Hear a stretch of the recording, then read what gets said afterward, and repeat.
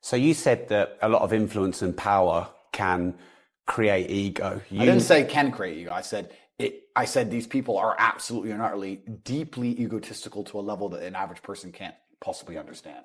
Wow. Okay. So has your power created that in you? Completely. But when I met you, you were really nice and humble and we were chatting. And so would they be, right? But if I had an employee and I said, do this, and they said, I ain't doing that. I'm like, well, then you're fucking fired. Oh, but I have to pay a mortgage. Don't care. Bye. I can turn ruthless just like anybody else, right? Well, a lot of people can't, can they? Well, but you don't become powerful if you can't be ruthless. Yeah. This is the unfortunate reality is the people who become most powerful in the world are people who have the capability to be ruthless. This is what it is. Power is only attractive to people who want to yield it. Why would you want power if you're not going to wield it? Why would you want a sword if you never take it out, right? If you give a guy a gun, he's going to, even if he doesn't want to shoot you, when you wave it around a bit, he's just going to put it in the drawer and close it and never touch it again, right? So the people in life who never try to become powerful, maybe they're the ones who can sit and say, I wouldn't do that. Well, but you're never going to be powerful, so who cares? The people who aim for power and crave power, they crave it to use it, right? And I'm not saying that I'm any better than these people who are in charge of the world. I'm sitting saying this is human nature to a degree. I try my very best to live true to God, and I know that I try and do good things. But the people in charge of the world perhaps believe that their ideas are good. They're opposite to mine, right? So they may have the idea that we should teach children about sex at 3 years old. I believe we should leave the children alone. They believe their idea is good. I believe my idea is good. And if I was in charge of the world and somebody tried to do the opposite idea, teach children about sex at 3 years old, I'd be the one saying, absolutely no, shut them up. I'd do the same thing. Do you understand? So I'm no better than these people. We're all human. I just truly believe that my views are better than theirs. But they believe the opposite way around. And that's what's so difficult about it. That's what's so sad about the world. If you look at any war, it's never good guy versus bad guy. Everyone has their opinions, right? But it's always a gray mess of some guy's got a good point, the other guy's kind of got a good point. Everyone's half good, half bad. And that's the unfortunate reality of Earth. So yeah, it's a strange one. But I absolutely, completely will sit here and say, yes, if I had absolute power, then I would wield it completely, just like they are. I get it. I get it. And that's why I know they want me gone. Because I know I know what happens when you're a powerful person and someone keeps poking you. I know what happens. And I know that not only from this world, I know it from the underworld. I've had a very long and interesting life. In a previous incarnation, I was involved in some shady things. And are you talking about another life before your own life? Let's put it that way. Okay. So not in the 35 years you've been here, another life. For legal reasons, let's say another life. Okay. And I've been in rooms with people who sit around and say, this guy's a problem. As in they're talking about you? Or no, I've been in the room and we're talking about somebody else. Right. This guy's a problem. In another life. In another life. Yeah. And the problem gets fixed. This is natural. As in the person goes away. One way or another. So are you talking like, is this like what might have happened to Diana, this kind of thing? Is this what you're saying? I'm talking about, okay, let's take a hypothetical again. Let's say you have 5 drug dealers in a room and a drug dealer keeps robbing them. What are they going to do? They're going to get robbed forever? I'm going to say, no, this is a problem. How do we fix this problem? Well, we've tried to talk to him. He won't talk. He's unreasonable. Okay, then get rid of him. That's business. That's life, right? Well, it's not business. It's that business. Yeah, and I'm saying that even from the bottom levels of the socioeconomic scale, all the way to the top levels of the socioeconomic scale, there becomes a point where the only solution to the problem is violence.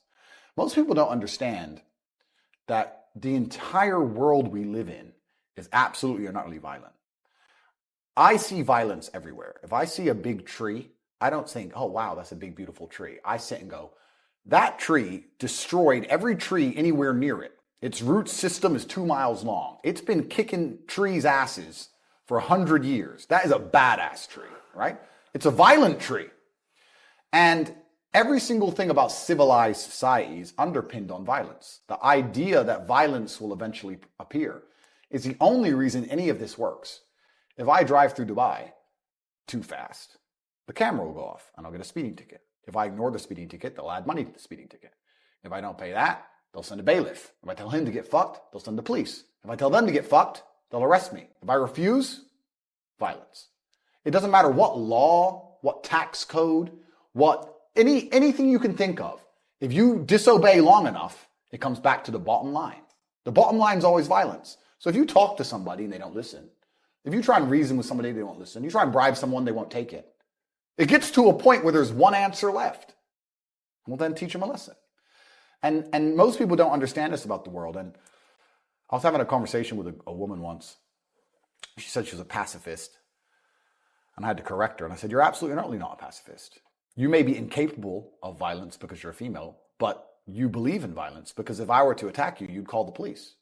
And you want violence by proxy to protect you. You believe in violence because you believe in law and order. You can't be a pacifist amongst savagery, right? You like the idea of living in society. You like the idea of your house being yours. Well, why is it yours? It's yours because it's enforced by a legal contract that the government will enforce with a police force, with violence. The whole world's violent. Everything's violent.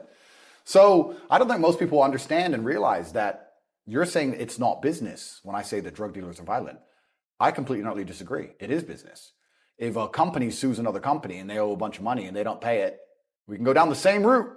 Guess what happens in the end? They end up taking the CEO's house.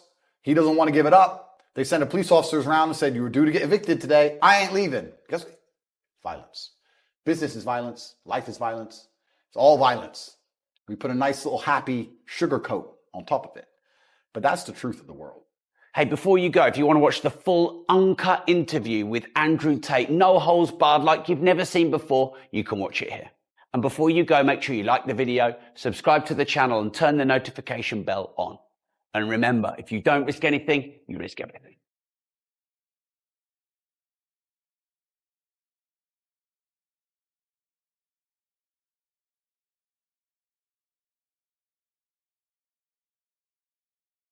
Do you have a little bit of a system you can share on how to make money? I know we've got cobratate.com. We'll keep shouting it out. But any tips for someone who's ready, but they don't yet know the how? Completely. So we teach it inside of the real world, of course. I keep mentioning it because it's so important. But there are 3 keys, I believe, to making money. The word of the day. First one's perspicacity. Most people go through life and they do not pay attention. I've said this before and I want to stick by it because it's so important. You need to pay attention to every single time you spend money, because you cannot make money. You're not the Federal Reserve. You're not a government. Governments make money. All of us take money from somebody else or a business or a government. We take money from other things. So the easiest way to learn how to get good at taking money is to pay attention to every time someone takes money from you. So next time you buy a coffee, don't just buy the coffee and drink it and think nothing of it like every brokey. Don't do that. Say, okay, why am I buying this coffee? Okay, I want a coffee. All right. Why am I buying here? Well, this is on my way to work. Is there any competition around? Do I also want breakfast? Do they sell breakfast? No, they don't sell breakfast. They could probably make some more money there selling breakfast. Anyway, I walk in, there's a long line. Why is there one member of staff? I'm low on time. I'm about to leave and not buy the coffee. They're about to lose money because it's taking too long. Most of the people in this line are businessmen. Why is there not a cute girl behind the counter? I bet if they paid a cute girl a little bit more, they'd still make a bunch more money because people would come in here to talk to her. Think. And then what you'll do is, as you go through life, every time you spend money, is you'll realize the problem is not how to make money. The problem is how much time you have, because there's endless business ideas. There's endless ideas. I walk into a coffee shop, and by the time I've walked out, I already know exactly how to open up next door and outcompete them head to toe. I already have worked out how much is the rent, where are they fucking up, what are they not selling that they should be selling, what are they doing good, what are they doing bad, this chair is too hard, I'll wreck them. And I'll send it, and now my network is so powerful, which is the second point, network, I can send a few messages on WhatsApp and make a bank transfer. And 2 months later, there's a brand new coffee shop next door with my name on it, putting them out of business. So the first thing is you have to pay attention. Because if you pay attention, you'll start to learn that money is everywhere. Every building is owned. These are skyscrapers, bro. Billions. Every apartment nowadays is a million. Million. You drive down a street in London, you're driving past trillions of dollars. There's money everywhere. It's all around us. When I was broke, I thought that the world was broke. I thought that there was no money. And then I got rich and realized that I was completely and utterly wrong. There's so much money. It's everywhere. If I go to try and buy a plane or a jet, they're always sold out. My yacht is a fucking 6-year waiting list. I want a Bugatti. They launch it. The email comes to my email address. 2 minutes later, gone. Like, there's so much money. If I want a diamond watch or a $1 million watch or $1 million Rolex. You can't get this stuff. There is so much money out there. Once you get to a certain echelon, you realize there's money fucking everywhere. So there's plenty of money in the world. People with no money are just not very good at taking it. So you need to start paying attention. It's the first thing. Second thing is network. It's hard to make money if you don't know anybody who has money. If you sit in a room full of ice cream experts and all they talk about is ice cream, how to make ice cream, the different flavors, how to store it, how to move it, how to sell it, even by accident, if you hang around with these people long enough, when someone asks you a question about ice cream, guess what you're gonna know the answer. You're gonna say, you know what? That's because it's pistachio, and that needs to be 2 degrees higher than chocolate. And you're gonna look like a smart ass. So if you sit in a room full of people who are making a bunch of money, everyone understands this. Your network is your net worth. You're the sum of the 5 people you spend the most time with. Everybody understands this. And then they still hang around with fucking losers because they're dummies. You're right. I am the sum of the 5 people I spend the most time with. Anyway, this is my friend Nick. He's so funny when we go drinking because he gets really drunk. Losers. I don't talk to anybody who is not winning. Everybody whose phone, every phone call I will answer, if I answer a phone call, it is from a winner. I don't talk to losers. Everyone I talk to is rich. Everyone I talk to is making money. Everybody. If my entire reality is full of multimillionaires making money, how am I not going to make money? And this is why network is so important, is because it's the same reason that wolves hunt in packs. If you're a lone animal, you have one set of eyes. But if you're a pack, you're watching every single angle, every single side. Perhaps I might miss something. I'm as perspicacious as possible. But one of my friends identifies that the war in Ukraine is going to change and the Russian ruble is going to pump. And you can make a bunch of money on a Forex trade, for example. I may not have noticed, but he'll notice. Now I've made a bunch of $1 million to get a text message, right? Because I have friends who are paying attention. All of us are paying attention. So your network is super important. That's another thing.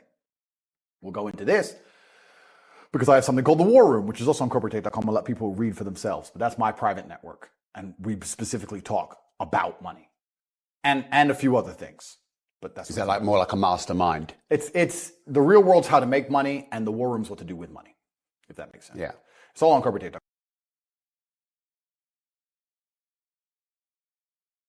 I don't want to get off track, but it's there. But second is network. And third, it's to identify the reason why you don't have as much money as you want so far. And there's one of 3 reasons. You are either lazy, stupid, or arrogant. Those are the only 3 reasons anyone is poor. And you have to identify and choose which one it is. The majority of people are not the one they think they are. The majority of people are the one I'm about to say at the end. So let's start with lazy. There are a lot of lazy people. The unfortunate reality about money is that you are competing. So it's player versus player. It's like anything in the world. If you want that beautiful girl, so does everyone else. You have to win the competition. You want that car, you have to get it first. You want that money, everyone wants that money. You have to compete. It's competitive. Business is competitive. You are competing against people like me. You're competing against people like the people in my network. You're competing about people who only talk about money, who understand money very well, who operate in jurisdictions all around the planet, who are extremely well connected, who know things before you know them, who have mass influence and mass power and mass resource. You're competing against me. This is what you must understand. You're not waking up going, I want to make some money. You're competing against people like me. You're competing against billionaires. You're competing against hedge funds. How did these hedge funds keep growing? Where are they getting that money from? From the brokies. They're robbing you. They're robbing all the poor people from the pension fund. Dummy. That's where they get it from. This is who you're competing against. So the competition is absolutely and utterly fierce. Understanding that you're a man with a small pistol up against a mighty army. If you want to add a little bit of laziness on top, you're fucked. So when I say people are lazy, they go, I'm not lazy. I work hard every day. You work 8 hours a day? You work 8? The fuck? If I'm awake, I'm working. I'll be driving my Bugatti Chiron through Dubai, working. I'm texting at the same fucking time. I don't take a second off. I don't take a minute off. I don't relax. I don't rest. I don't stop. I don't chill. None. Ever. I'm either asleep or at work. That's it. Second I wake up, I check my phone, I begin working. I go to the gym. In between sets, I am working. I'm online working the entire fucking day until the second I go to sleep, I am at work. That is all I do. And you are at home competing against me, and you want to watch a movie tonight and then say you're not lazy. You're fucking lazy, and you're going to lose forever. That's laziness. Next is stupid. I don't think many people are actually too stupid to be rich. You can be below average IQ and still get very rich. A very small percentage of people are too dumb to be rich. The slave minds, they'll never be rich because the matrix tries to keep you poor, because when you're poor, you can't think, like we talked about earlier. So everything the media tells you is designed to make you poor. They want you broke and struggling, because if you rely on the government for food stamps, then you can't argue with the government, can you? So that's what they want. So anyone who believes in the matrix and believes in media and believes in the lies they're told, anyone who sits there and goes, that's true, that it's literally designed to make you broke. That's why it's all a scam. Do your GCSEs, do your A-levels, get in debt, go to uni, get out, get a shit job, get a mortgage. Don't worry, when you've paid that mortgage off when you're 61, then you'll have enough money to go to Spain for holiday. Then your pension comes. Oh, government doesn't have the pension money anymore. Funny enough, hedge fund stole it. Pay half your money in your life in tax. Oops-de-doops. And then you wake up one day and go, whoa, I just got fucked. So the whole scam, the whole story is a lie because they want you broke. They don't want you rich. If you're rich, you won't listen to them. So all of it's a fucking lie. And intrinsically, we all know this, right? When I pull up in one of my 30 cars to a gas station and people look at me and they see a Lambo or a Ferrari or a Bugatti or a Koenigsegg, whatever I'm driving, nobody goes, wow, he went to school. No, they think drug dealer, gangster. They're thinking he broke the rules, because anyone who follows the rules doesn't get shit. It's all a scam. It's all a fucking lie. So the slave minds are fucked, but those are the only ones who are too stupid to make money. Anybody who understands that the matrix is lying to them is smart enough. So very small percent are too stupid. Inside of our school, at the height of it, before the matrix attack, we're relaunching now, we had 175,000 students. Wow. When we had 175,000 students, maybe 2,000 we kicked out for being too stupid. It's step by step. Do this, do that, do this, and don't be lazy. The fuck? It's not that hard, right? So stupid's not the problem. So we have people who are lazy, very few are stupid, but the majority, the main reason most people are broke is because they are arrogant. I will sit here and say all the things I've said. I will do this, take time out of my life for free. Somebody at home will watch and digest it for free. They will agree with the things that are being said, or at least be entertained enough to continue to watch. And then I'll say, I'll teach you how to make money online. CobraTate.com, you can join the real world. And they'll sit there and go, nah, I'll do it myself. They're arrogant. They have these egos from fuck knows where because they didn't earn it. And they're just too arrogant to listen to anybody. I became world champion by listening to my coach. I didn't become world champion by walking in and saying, I'll do it myself. That's not how you get anywhere in life. You have to listen. If Mike Tyson were to walk in, or if Elon Musk were to walk in here and talk to me about money, I wouldn't be sitting there going, I could do that. I'd be like, oh, Mr. Elon, richest man in the world. Hello, very nice to meet you. Please, even though I already understand I don't want to launch a car brand or put rockets in space, please, you must know some things I don't know. How do you deal with the currency fluctuations? Does inflation impact how much it costs for you to send a rocket into space? Like, I'd ask him something that's useful, right? But some people are so brutally arrogant that they'll sit here and they'll listen to all the things I said, and they'll agree that I'm intelligent, and they'll agree I'm massively successful, but they'll sit there and go, yeah, but you know what?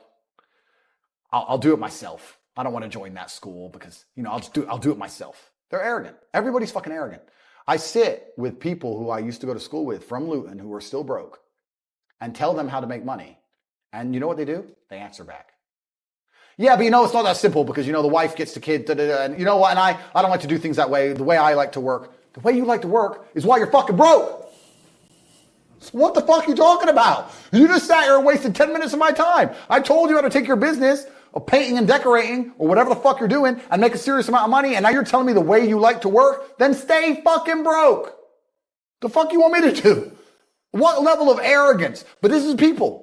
They'll sit with a multimillionaire and tell you their view. Oh, I think that know when you're out qualified and accept it and learn. So we all do. I can't play piano for shit. If the piano teacher walked in here and said, this is what you do, and I said, well, I like to move my hands this way. What kind of dumbass? But this is the arrogance people operate under. So I'd say 20% of people are lazy, 20 to 25%. A large portion of the world are not lazy. They're actually working exceptionally hard, but they're doing the wrong thing. 5% of people are too stupid. So say 25%, 5% is 30%. But 70% of people are brutally arrogant, and this is why they are poor. That's the truth. And how did you make your first million? Good question. I've talked about this already. It was an unorthodox strategy. I've talked about it at length, so I won't give the whole story because it's too long. But I identified a gap. I identified a market. I approached the scenario and the situation extremely professionally. And I worked exceptionally hard. And I made my first $1 million. So my first millions came from owning a webcam studio. So I saw a little advertisement in the corner of a web page saying, talk to live girls now. I've never been a porn guy. I'm not interested in that shit. But I was like, that's interesting. I know some girls who need some money. Boom, boom, boom. I put together this apparatus, extremely professional. No fucking sexual misconduct. No Dan Bilzerian. No threesomes. Nothing. Very professional. 50-somes if it's down. Very professional outfit. And I used all my business knowledge and all my life knowledge, and I applied it. I worked 22-hour days, I would say. I got to the point where I was so tired. But I'd say, you know what? Give me 20 minutes. And if I could hear the alarm go off, I'd get up. Sometimes I just slept clean through it, and I slept an hour or two. For months and months and months, and I built an empire. I built an insanely large empire at one point. I'm completely out of that business now. But how did I do it? As in, did you sell it? I didn't sell it. I just closed it all down. I moved on. I started making a bunch of money, and I found other opportunities. But how did I get that opportunity? Perspicacity. First thing I said, pay attention. I paid attention. I looked at the girl. I'll give you the coffee shop example. This is what I did. I clicked on that advert. I saw the girl sitting there, miserable, waiting for a customer. I thought, nobody's going to buy from an unhappy bitch. The men who are paying her are trying to escape an unhappy life, or they wouldn't be doing this shit. So when I got my girls online, smile. Happy girls get paid. That was the token. That was the slogan. Happy girls get rich. Joking. Ha ha ha. Who's you going to pay? You're going to pay the girls like, yeah, having a blast. So I paid attention to the competition. I saw an opportunity just like the coffee shop. So all the things they did wrong. The room was messy. Camera quality was shit. There's the basic stuff. The way the girl acted and interacted. All that stuff. And I applied it all by paying attention countless hours watching everybody else, finding the way to do it better, just like with the coffee shop, and I did it better. So I was absolutely and utterly perspicacious, and that's how you make money. And I did it with that, but I could have done it with anything. And now I do it with everything. The story of me sending a text message via my network and having a coffee shop is a true story. I've been in there maybe twice. I don't even go. And I have mechanisms in place to make sure I'm not robbed too badly, because unfortunately a little bit of cash goes missing. But everything's in place and it makes me money. I don't think I've even drunk my own coffee. I put together a list. It needs to be like this, like this, like this, like this, like this. I have competent people who work for me, which is very hard to find, but I do. They understand to follow the doctrine to the doctrine. And I'm getting money into a bank account. That's it. And you can do that with literally anything if you have a strong network and you pay attention. You can do it with anything. Even podcasts. We're doing a podcast right now. You guys are already big and successful at this. I'm telling you, you can look at the biggest podcasts in the world and still see what they're doing right, what they're doing wrong. That's the game. That's the game. And then you have to outcompete everybody else. That's how. And what's your net worth now?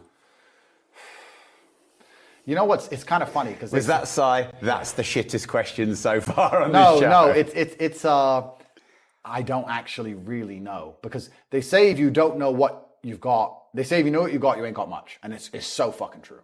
I don't know how much that coffee shop is worth. I know what it makes me roughly a month. I don't know what I could sell it for. I can guess now, like if I were to put a 6 times multiplier on it, I could guess. But then what am I doing for every property? How much are all my properties worth? Fuck knows. Different than when I bought them. So the price has gone up, down. I don't even check. Don't know. So how much is all the property worth? I can guess. How much the business is worth? I could guess. How much is my brand worth?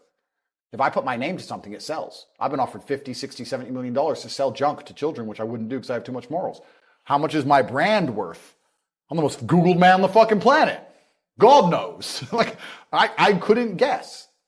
I would guess that because there's different metrics of measuring the value of, say, a business, sometimes they'll put a 3 times multiplier on it, sometimes they'll put an 8 times multiplier on it. Let's put it this way. Hustlers University, 175,000 students, was doing about $13 million a month profit. That's an online educational company. Online is the future. Education is the future. It was seamless, fantastic. It outcompeted Oxford, Cambridge, everybody. It was the best school on the planet. Not just because we had 175,000 students, because we retained 175,000 students. That's the key. 175,000 people were making more money than they invested each month. There's no other platform on the planet that can do that. We had no competition. There was no other online digital learning platform that was even 1% as close. We were the largest online digital teaching platform on the planet. And everybody wants to make money. So everybody wants to join. Male, female, rich country, poor country. That's $13 million a month that was doing. So what's that? 120, $130 million a year? 8 times multiplier? What's that worth? 800 million by itself? Like, depending how you want to estimate it, I can sit here and say I'm worth $200 million or $1 billion. I could be a billionaire with net worth for the things I own, things I'm in control of. Depends on how you want to analyze it. So the reason I sighed is because I don't have a clue how much money I'm worth. I don't know. I know that if I want shit, I get it. I know that the world is effectively free now. I'm at a point of money where I never, ever contemplate the price of anything ever. The whole world, the only way I can explain being ridiculously rich is that everything is completely free. So if you want something, even 1%, even if you want something a little bit, the cost is 0% consideration. So I have 30 cars. I tried to stop at 10, but the car owners know I'm going to buy them, right? So they decide to launch a new Lambo and they text me and go, hey, new Lambo. I don't even ask to see a picture. I'm just like, okay. Because I'm not going to notice the money going missing. So why not at least, I might only glance at it for 3 seconds. I may never even drive it. I might just go, oh, yeah, it's all right. That's worth the money to me because the money is worth nothing. So the whole world is free. If I want coffee, it's like I buy and do things like the same way a person not even buys a coffee, like a penny sweet. It's just like, oh, fuck it. All right. It doesn't mean anything. I can't explain it. I don't have a clue how much money I'm worth. I don't know. That's the answer. I don't know. I just know I can have whatever I want. Hey, before you go, if you want to watch the full uncut interview with Andrew Tate, no holes barred, like you've never seen before, you can watch it here. And before you go, make sure you like the video, subscribe to the channel and turn the notification bell on. And remember, if you don't risk anything, you risk everything.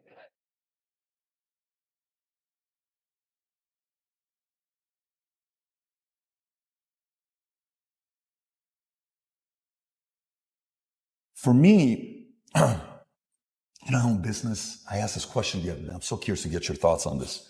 For the longest time, when I got into business, I was, a younger guy, 21. I'm like, okay, very coachable. Tell me what I got to do. I'm a coachable guy. What do I got to do? I'm a coachable guy. Super coachable. I want to make money. I'm sick of time of being broke. My dad's at the 99 cent store. Too many heart attacks. I want to get out of this. Yeah. So I'm like, hey, Patrick, basic stuff. When you're doing business and you're talking to rich people, I'm Morgan Stanley Dean Witter. Never talk religion. Never talk politics. Never talk sex. Just don't talk about those 3 things. I said, okay, guess what? Never talk politics, never talk religion, never talk sex. No problem. We're going to business. So what do you think about the political climate today, Patrick, David? Yeah. Oh, what do you think? Yeah. Well, I think this is, but what do you think, Patrick? I don't know, quite frankly, I think I'm trying to figure it out for myself right now, but we'll see what's going to happen. Like, whatever way you're deflecting and you kind of go on your phone. Hey, what do you think about God? What is your opinion on Islam or Muslim? Yeah. Well, for me, you deflect that. Eventually you're sitting there, you're like, the people that I know at that level want to talk about those 3 topics. Yep. Now, sex is maybe off camera and they're kind of having fun with it, but they want to talk about politics and religion. Yeah. So we, for the longest time, have been silenced, and now the ESG community, all this time they've told us to stay quiet, and they're saying what? They're talking politics, they're talking religion, and they're talking sex. Sex the way through LGBTQ. What's wrong with that? What's wrong with it? It's normal. It's normal. It's normal. No, it's not normal. Well, listen, you guys shouldn't talk about politics and sex and religion. Shouldn't be doing that. Yeah. And then you see this one, during COVID, one pastor, Australia, Syrian man. I don't know what his name is, Vinny. What's his name? The Syrian pastor, priest from Australia. And he was fighting all the anti-COVID guidelines, and his stuff is going viral. He's doing this. And you've seen these messages. Some of the people that stood up, they stood up because they feared God. Yeah. Okay. And for you, with your life, it's been interesting watching you go through your evolution of your faith. Yeah. Pre-2022, former atheist, couple of the things you've said in the past. God isn't real because you can't prove it. Yep. Okay, kind of like that was more the Malcolm X argument, right? Yep. Bad things happen to good people and good things happen to bad people Yep. far too often for God to exist. Yep. I'm the center of my universe. That's Yep. pre-2020. Yep. Then gradually you start talking about Christianity and, Yep. you know, in 2020 you made a video announcing that you were wrong about what you had said previously about God, right? Yep. Now you start saying people are who are atheists are angry, bad energy people, and I don't want to be on that team anymore. And even if God is not real, the world is a better place if people do believe in God. I know God is real because there's so much evil in the world that there has to be an equal and opposite force. The devil can't exist if God does not. And if you look at the world today, it is very obvious that the devil does not exist. And I'll go to the last one here with Muslim quotes from you. Christians don't have a religion anymore because they tolerate everything and stand for nothing. Yeah. And by the way, I actually agree with you, the fact that they're tolerating way too much.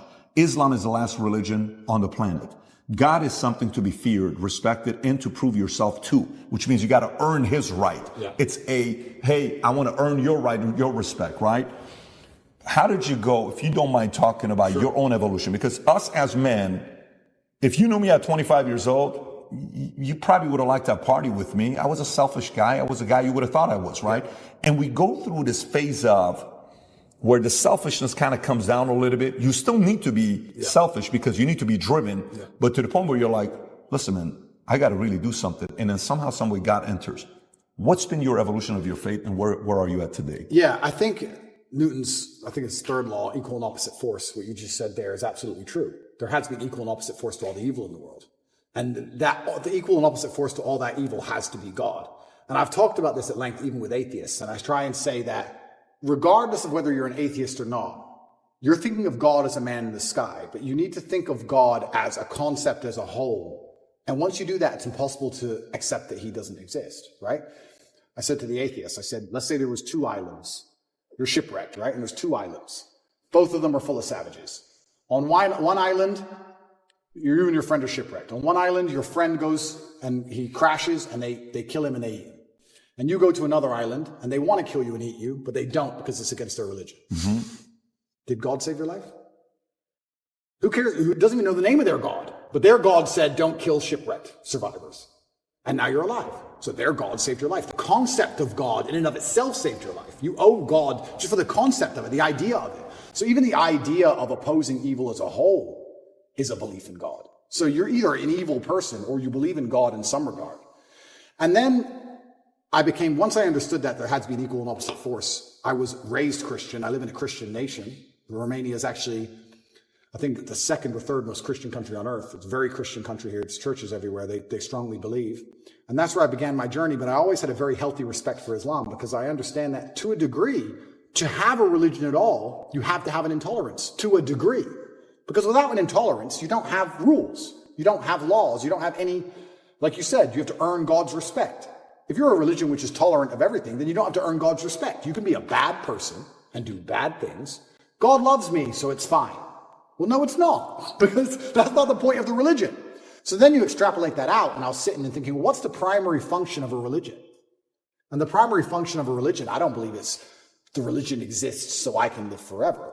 I mean, that's a nice thought. But I think on a macro level, the primary objective of a religion is to restore and contain some degree of traditional value within the society. How do you judge? Let me change the way I worded that. How do you judge the success of a religion?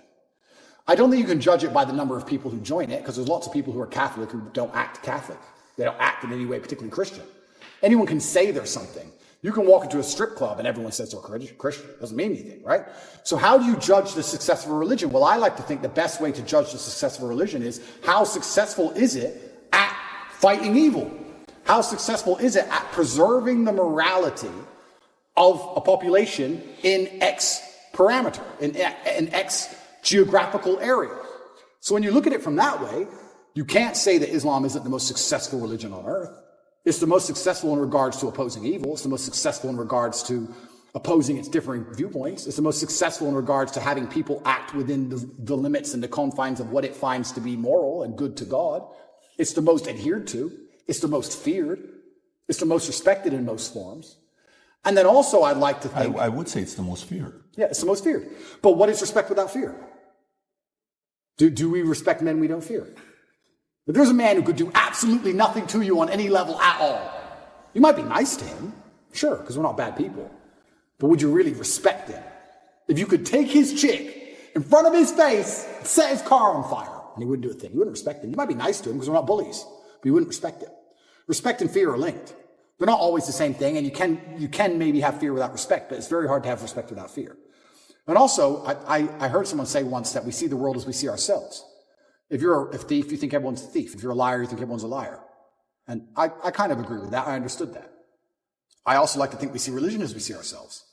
I like to see myself as a person whose respect you have to earn. I like to see myself as a person who has strong, rigid boundaries. I like to see myself as a person who will stand up and say, no, that's wrong. I like to see myself as a person who's not afraid of being shamed by whatever community for saying, I don't agree with that particular ideal. I like seeing myself that way. So if I'm going to see myself that way, then I'm going to naturally align with a religion that operates within that form. So when I say Islam is the last religion on earth, I say it because it seems to be the only one who will stand up and say, no, we don't care. No. That's not what the book says. No. I was raised Christian, and Muslims as a whole, we have no problems with Christians. None at all. I don't want anyone to think I'm anti-Christian, like I dislike Christians. We don't have a problem with Christians. We believe in a lot of the same things. We believe in Jesus. We put more respect on the name of Jesus than most Christians do. I just don't like the idea of people saying they're a Christian and saying, but because I'm a Christian, I can do whatever I want and throw all the rules away and none of it matters. Because once you have that level of tolerance, you no longer have a religion. Islam seems to be the last religion left with parameters. If you don't have parameters, you don't have a religion at all. So the closer I found myself to God, the closer I found myself to Islam. That's just how it ended. And Andrew, speaking of fear, one could argue that Islam these days, certainly in the last 20 years with the war on terror, they've also been the most vilified. Absolutely. Right? So, you know, everything that we've seen happen with extremism and everything that's going on all over the world, how are you grappling with that? You've been a Christian for years now.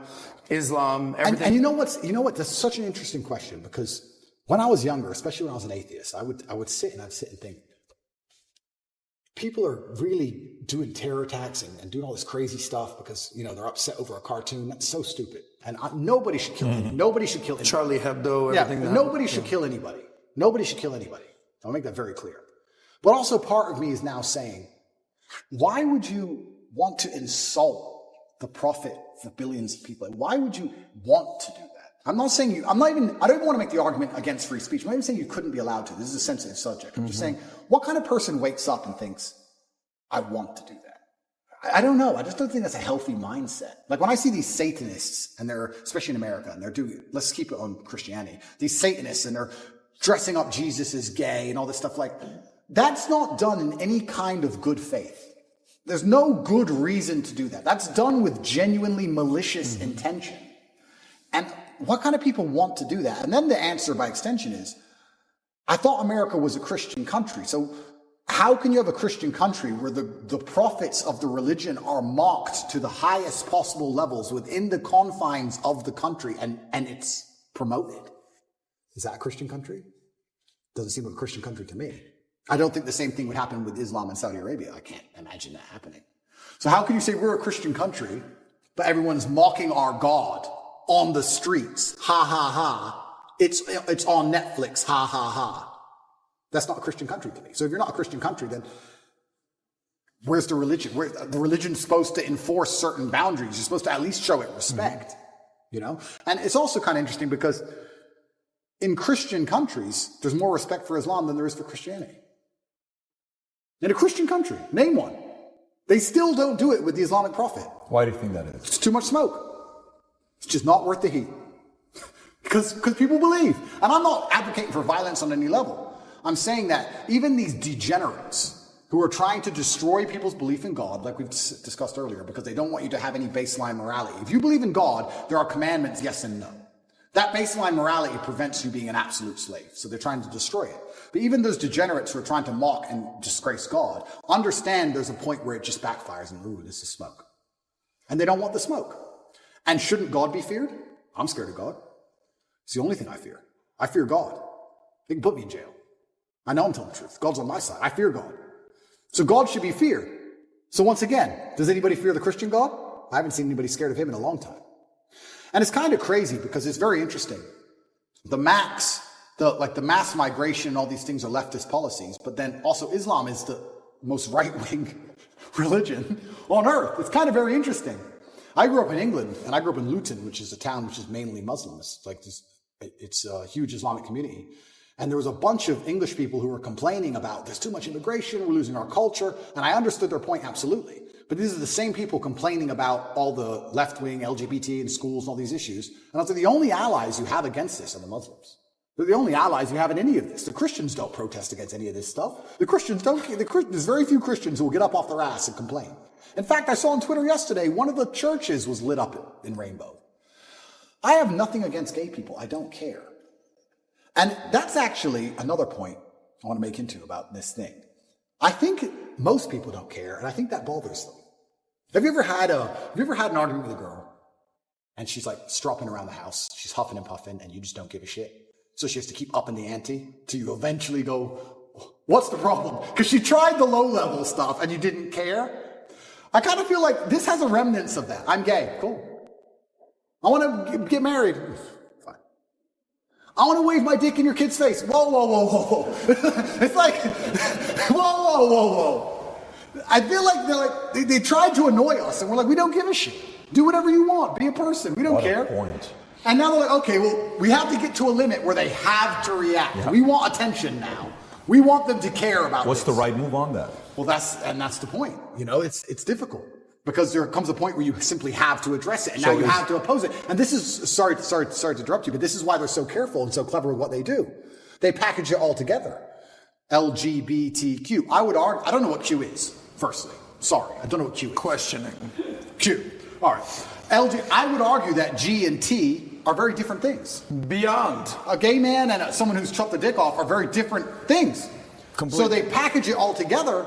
So now, because the spectrum of your enemy is so large, you have people who are fully this way. Mm-hmm. You have people who we accept and are normal in society. We have no problem with gay people. And they put it all together. You're an enemy of all these people. And they complicate the argument and they mix it all together. And now you're a bigot. And really, you just want your kids to be left alone. Really, you just want to leave the children alone. Of course. So all you want to do is leave your kids alone. And then it's like, okay, I'm now raising children. I have more children than most people would believe. How do I protect my children from this insanity? God. Which God can protect my children? Allah, Islam. I'll move them to Dubai or Saudi Arabia, and none of this will happen. Can I trust a Christian nation? Some of them. Romania is a Christian nation, and to a large degree, they oppose quite a lot of this stuff. But they're also NATO, and they're also EU, and they also rely on bailouts and grants and money. And on a long enough time frame, even in the 7 years I've lived here, I have watched certain attitudes change because money buys influence and power. So Andrew, not to cut you off, how much of you converting from Christianity to Islam is actually the belief in God versus the societal pressures that are facing children? Because it seems like it's a little bit of both. For you to believe in God, you have to respect him. How can I believe and put my life in the hands of someone I don't respect? And I'm going to respect a God which is feared.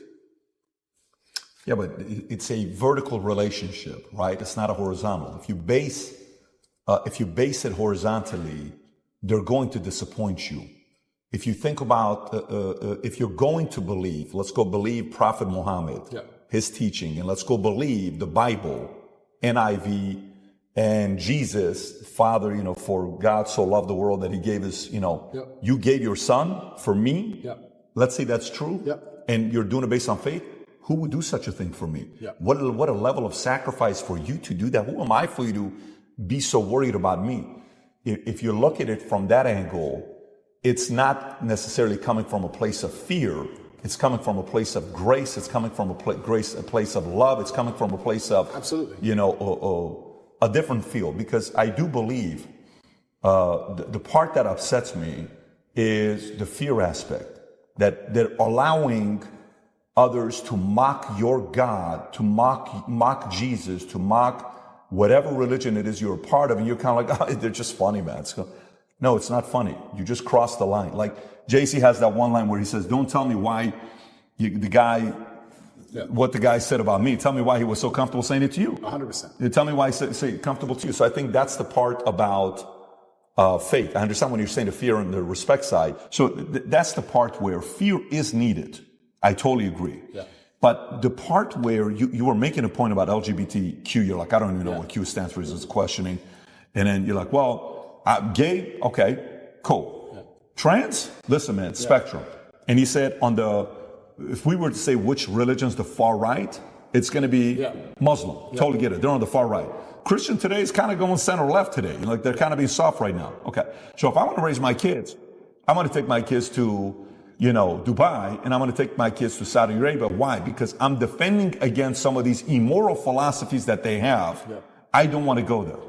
I actually understand that argument. Yeah, and I want to make one more point. I do believe there is one God, and I believe there's many different paths to God.